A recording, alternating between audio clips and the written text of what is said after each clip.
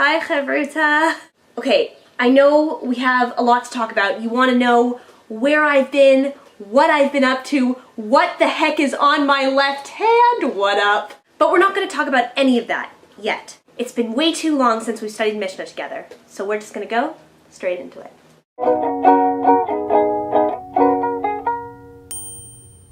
Brachot, chapter 5, Mishnah 5, talking about the prayer service. Hamipalel v'ta'a siman rala. If one makes a mistake while he's praying, it's a bad omen for him. Ve'im shaliach tziburhu, if he's the leader of the prayers, siman ra l'sholchav. It's a bad omen for the entire congregation. Okay, let me wrap my head around this.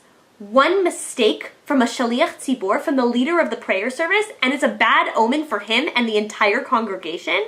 But the Mishnah doesn't stop there, and illustrates this with a story about Rabbi Chanina ben Doza.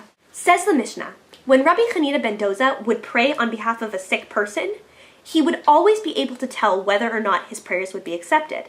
The community was absolutely fascinated by this. And eventually, somebody asked him, Rabbi Chanina, how do you know whether or not your prayers are going to be accepted?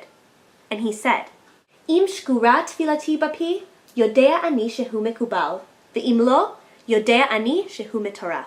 He explained that if he felt his prayers were fluent in his mouth, then he knew that they were being accepted. And if they weren't so fluent, then perhaps they weren't being accepted. Now this fluency, this shkura bapeh, my Kehati explains as saying a prayer without any sort of flaw or hesitation. And it seems that this is the sort of mistake that the beginning of the Mishnah was talking about. If your prayers are not fluent, if your prayers are flawed and they come out all jarbled, this is what makes the bad omen. Which leaves one very important question. What exactly does fluent prayer look like? Or more to the point, what does non-fluent prayer look like? When is it smooth and perfect? And when is it flawed and garbled? To try to answer this question, I recruited a few of my friends to help me with a little demonstration. And flashback. Would you like to introduce yourselves? I'm Jeremy. I'm Eli. We pretty much receive all our sustenance from Mishnah videos, and we haven't had any in a long time. They literally bug me every single day. Every single Team day. Shilling. Team Shilling. Since you guys have been leaders of prayer, Shaliach Tziburim, and will be in the future, I want to test your fluency in prayer. So, we're going to play a game with marshmallows. Kosher, promise. I'm going to start a sentence of a prayer, and you guys have to finish the next 3 words. And if you are fluent, then you do not have to put a marshmallow in your mouth. But if you are not, then you must keep the marshmallow in your mouth. And the first person who loses his fluency loses. Got it? Great. Right. Let's start with lovely shacharit. We'll start with something easy. Jeremy, complete the phrase.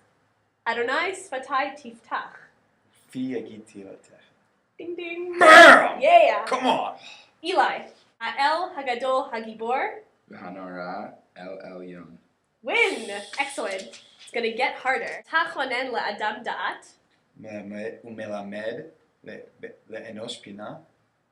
Say that again. He said Pina! He said Pina! I said pina. Oh. Hashivenu shaftenu kivarishona. Vatzilenu.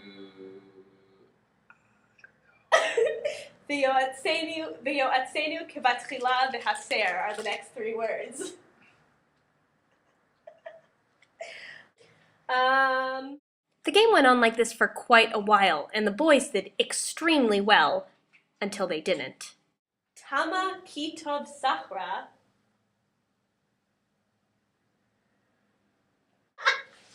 We're done. Lo yichbeh balayla. He's eating it. He's chewing it. What? Pi hapotcha bechochma.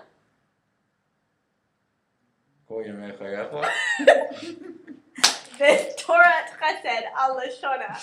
And on the prayer for women, the boys blank out. V'sim chalkenu imahem. Gorlatenu. V'le'olam lo nevash.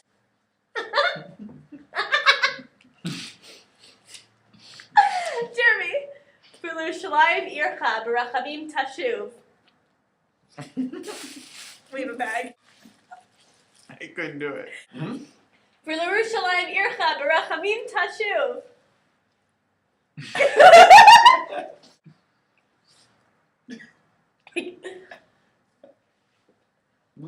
I'm gagging just looking at you guys.